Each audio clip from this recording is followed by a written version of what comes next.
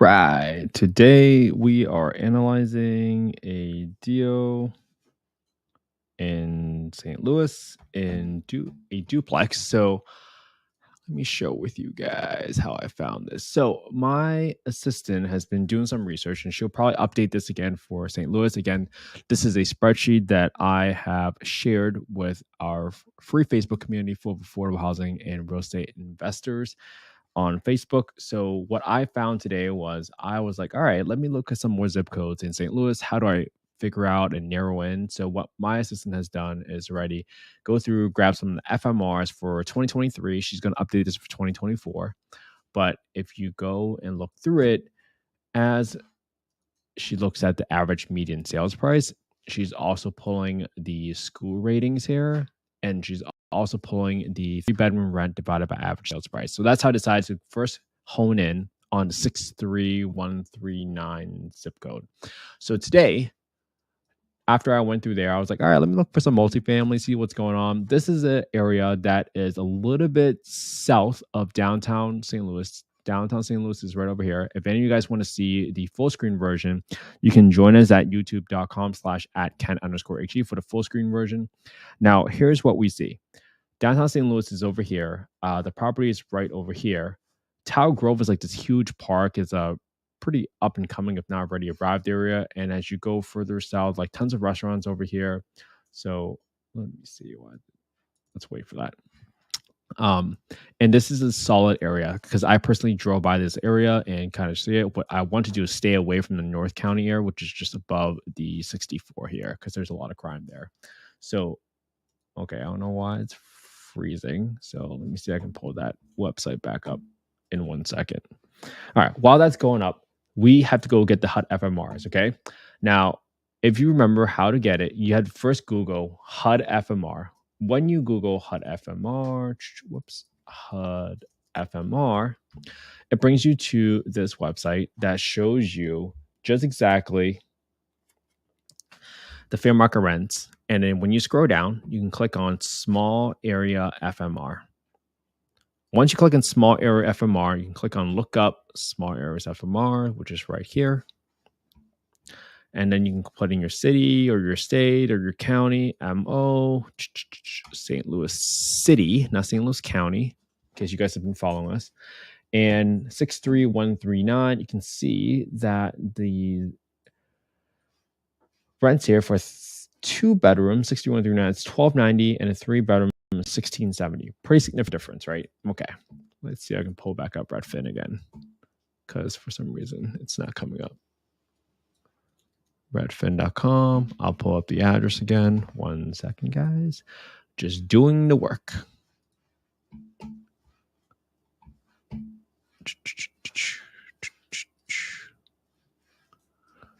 Okay, this is 3360 Lawn Ave. 3360 Lawn Ave.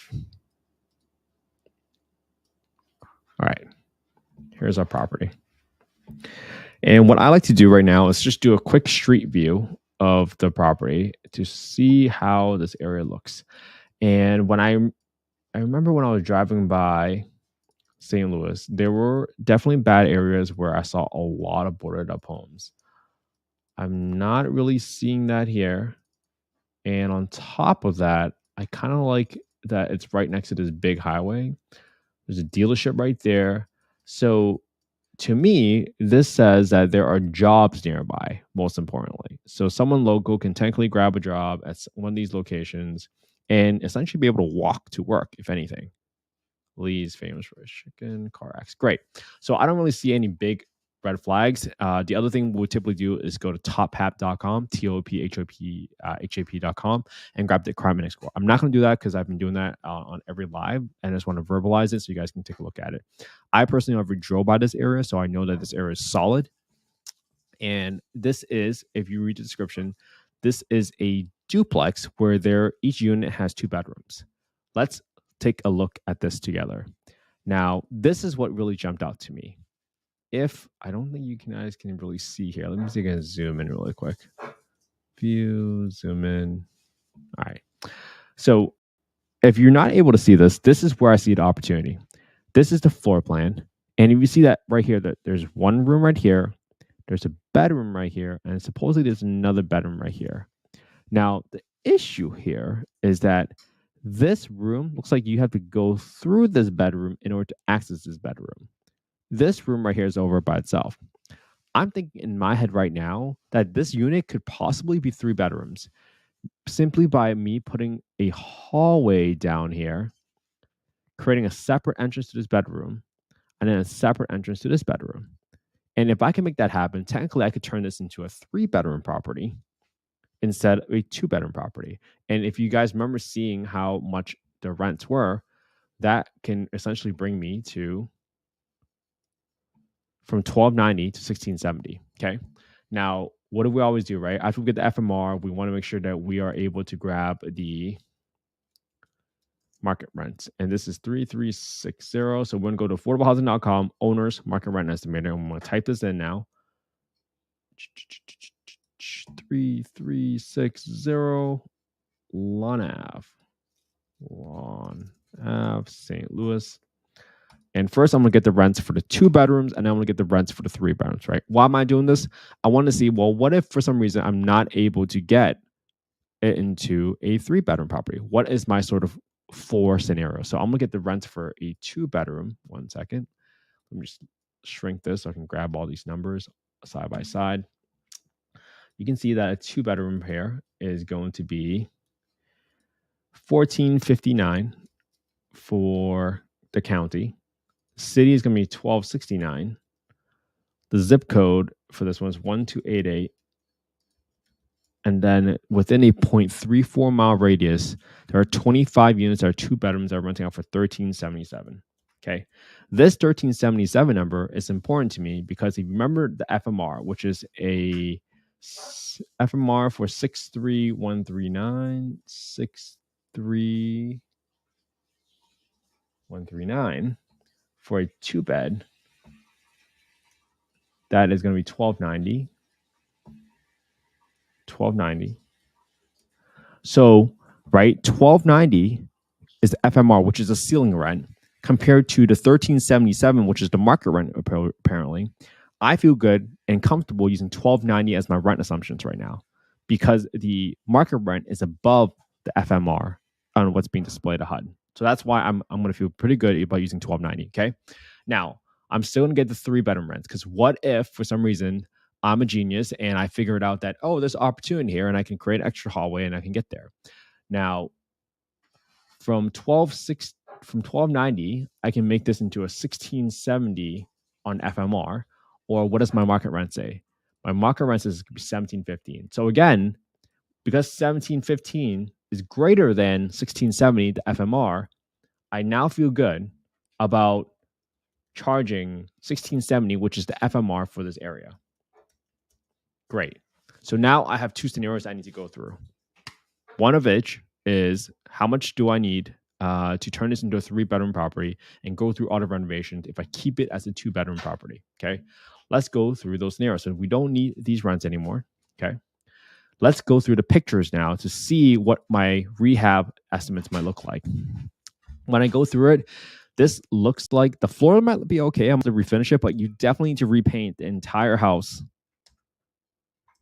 Looks pretty old. You can see that there's some like holes in the walls and stuff like that. Some ceiling issues. These windows are problematic. I probably have to get a contractor to get super accurate with some of these numbers. Ooh, big hole above the kitchen. I'm just going to assume that this entire bathroom needs to be rehauled. So I'm going to assume that's like about $8,000 for this bathroom renovation. See this? Something's wrong with the ceiling right here. There's some holes in there. I'm going to assume that there might have been some damage. This entire floor probably just needs to be redone. This looks so old. Must have just redone the entire floor. All flooring, all painting, new kitchen in both, because you see how run down this kitchen is. It's like you're just going to tear out all this stuff. You can't even save it by repainting the cabinets. You just got to get rid of all the stuff. So 2 new kitchens. This bathroom's got to go. This room looks okay. It's the only room that appeared to be okay. And in the basement, we don't really care about. And again, we saw that this was the bedroom where we saw that we can potentially put in a hallway. And then this must be other floor plan for the other area. Again, you can see a little bit more clearly that you can form a hallway that can give you a entrance into this bedroom and then potentially an entrance into the other bedroom, because this is 11 by 12 bedroom. So I assume that you can probably still fit in a closet somewhere in here that allows you to still turn this into a 3-bedroom property. So I'm just thinking out loud here. Haven't had anybody walk through it, but at least I'm going through the scenarios in my head and trying to figure out, hey, how do I creatively turn this into a deal? All right. So this is going to be completely big rehab. So let's plug in a rehab calculator first. 2928 is a total square footage. So let's go up here. Starting from the top, I think the roof needs to be replaced. So I'm just going to pretend that 2928, what is that? That equals a 2928. That's a $17,000 rehab. I don't think, usually roofs doesn't cost that much. I'm gonna divide that by 2, because technically it's just one roof over 2 units. I'm assuming that these 2 units are on top of each other, so I'm using half the square footage here. I'm not painting an exterior here. There's some $500 for the landscaping stuff. Let me try to see if I can zoom in for you guys, so you guys can take a look at it better. And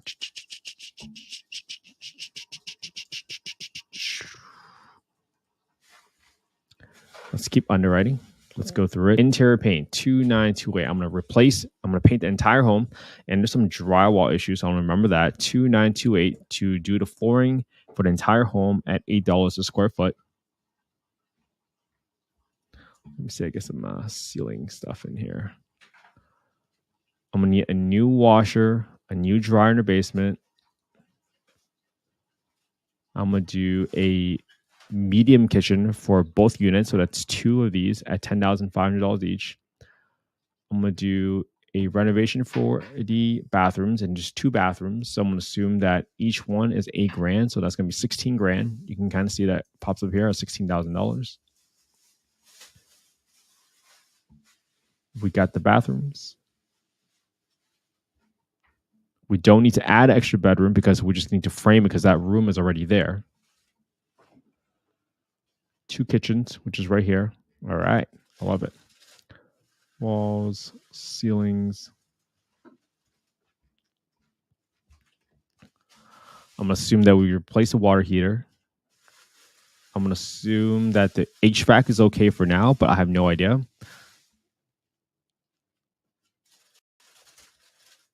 I don't know if anything's wrong with the plumbing, so I'm going to leave that as is blank for now. Assume there's some termite issues, so I'm going to put in some termite tenting money in there. Let me see if I can find that ceiling, because remember, there was an area where there were pieces of the ceiling that were missing. So I'm going to assume maybe 1,000 square foot of the ceilings that need to get replaced. That's $1,000 square foot. 1,000 square feet at $550 a square foot. So let's see what happens. So this gives me a total rehab of $107,000. Kind of high, but hey, I'm just trying to do some rough math here. So equals rehab calculator equals 107. All right. Now this property is at 204 900. 204 900. I got my rehab right there. My monthly income rents. Okay, so right now I'm gonna assume that I'm gonna get it as is for my best case scenario, which is 1670. So equals 1670 per unit. Times that by 2, because I'm assuming I'm getting 2 3-bedroom units with the space I already have. Okay, let's see if we can grab the amounts. Property taxes $250. Homeowner insurance is $150. Property taxes $250. And then homeowner insurance is $150. Goes 150 times 1.2. You remember how I underwrite usually? I always add a 20% premium to each part of the to the insurance number, just because usually this assumes like this duplex is someone's living in there for 150. So I'm going to at least add in a 20% premium. I set aside 10% for our maintenance. In here, there is usually a sewer charge in St. Louis. So that's $65. 8% for property management. I got vacancy at 4% for this property. All right. So is next is that we're going to assume that this is a 25% down payment equals that times 0.25, 50 grand. And then the other remaining amount is going to be this minus this. And I'm going to assume it's 8.5% interest right now for this property. At 8.5% interest, closing cost of $5,122, 100 grand rehab, almost 7 technically. I don't have any principals for the second payment. So that gives me a PITI of these amounts. Great. All right. So here is the scenario that we are currently at. Let's pull up a analysis from yesterday so I can just grab the scenarios from the bottom so I don't have to recopy and paste it. So 1, 2. All right.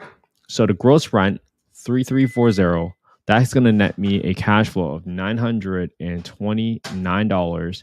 And this is going to be a 6.8% cash and cash return. This assumes it's a 204,900. And this assumes my reno is going to be 107,870. So this is important to me, right? Because I'm trying to figure out, all right, well, if my renovation is this, how much am I willing to pay for this property? Reno, and this assume this is a bedroom count. This is 3. So there's 3 per unit, okay? Now, what if I turn this into my quote unquote floor scenario, my worst case scenario? So this is going to equals to 1290 times 2. At 1290, if I keep everything constant, this is going to give me 2580. 2580, you can see the number right here. And at 2580, this is going to net me cash for 335. That's a 2.45% cash and cash return. 2.5, let's just make it simple. 204,900, and everything else is the same for the renovation budget. All right. So now I have my quote unquote floor scenario. In my mind, in my head, I think I'm being pretty good with my estimates of $107,000 for the rehab. And this allows me to have some contingencies in case for things that I cannot anticipate. But this allows me to get a 2.5% return. Now, what if I want my best case scenario? So let's go back to equals 1670 equals 1670 times 2. And I want to get a 17% return on my money, assuming everything else is the same. So what if I got this property at $150,000? Still doesn't work. What if I got this at 100 grand? Still doesn't work. And you'll understand why? Because my rehab is so high, right? That means with the rehab this high, man, I got to buy this home for like 60 grand just to make it work. So I need to buy this property at $60,000, keep the renovation the same. But this will now yield me a cash flow of 1,764, and that equals a 17% cash and cash return. So let's play with the numbers, right? What if I'm so off on my numbers that let's subtract this by 20,000, the rehab number by 20,000. What if I'm just really bad at estimating and I didn't know, and I sent to a contractor there and I said, hey, how much do you think this is really going to cost to make it look like this in order for me to get the best rents? Well, now all of a sudden, I might be willing to pay a little bit more. 90 grand? Yeah, now I might be willing to pay 90 grand. If I assume my rehab now is 87,870, because this is still a 17% cash and cash return, and I also make $1,591 a month, and this was assuming 3340. Boom. So for me, this is probably not a deal, even though I have to. Man, this is far from a deal. But this is the problem. It's because of how high the renovations are. And when your renovations are so high, you have to do it. Now, maybe we can do a burr and we can look at like any sort of sold duplexes in the area. The problem is sometimes it's a little hard to find sold duplexes in the area. But let's see if we can get lucky really quick and see if there's anything in this area. So just remember where we are. We're in between Arsenal, Filer, Olathe. Okay, so kind of this southwest corner of Tower Grove. So let me see if I can see anything in 63139. 63139. And the reason I'm doing this is I'm trying to look for sold comps sold within the last 6 months, and they had to be a multifamily, and then they had to be a 4-bedroom or greater. And I'm not seeing any big instances of sold duplexes that's well above the number that I'm looking for. This one for 325, but if you think about it, you're buying a property for 200, you're putting in 100 grand extra. There really isn't that much forced appreciation in this area. So right then and there, my gut is that this is not a burr, quote unquote, just because I don't see any big properties. This is a 345, but this is 4-bed, 4-bath, so more, looks like more units at the same time too. So different comparison. This is 419, but way bigger in square footage is 1,300. So, all right, this is probably not a burr, just with a quick glance of it. So I'm not going to analyze it using a burr strategy. But now you're able to kind of see what am I looking at in terms of numbers, my purchase prices, and then scenarios for which I will actually purchase it. Again, if you want the spreadsheet, just DM me at Invest with Kent He. This is fun. I do this every single day for our affordable housing community. Yeah, the whole point of this is so that you guys can copy what I'm doing, create your own track history, your own way of analyzing deals, and hopefully you guys actually find a better way to go about this, because I don't think I'm the best underwriter in the world, but I'm just trying to do this consistently and do it every day. And this will allow you guys to create your undeniable track history of analyzing all these deals and ultimately getting yourself confidence that you can analyze the deals yourself. And this is why I do it. I analyze the deal every day. It's just good practice. It's a good habit to build so that you start feeling weird when you don't analyze your deal or analyze a deal every single day. And this is just the only way you can spot a deal when a deal comes across your plate. It's being able to recognize that there's been 99 deals that has come across your plate that were not deals in order for you to get that one. And this is just a part of daily habit. So if a deal came across the table and slapped you in the face, can you recognize it? The only way to do it is by analyzing a deal every single day, keeping your buy box, buy zip code, buy area, and that's how you do it. All right, awesome. Hopefully this was helpful, guys. Have an amazing Tuesday. Talk to you guys again tomorrow.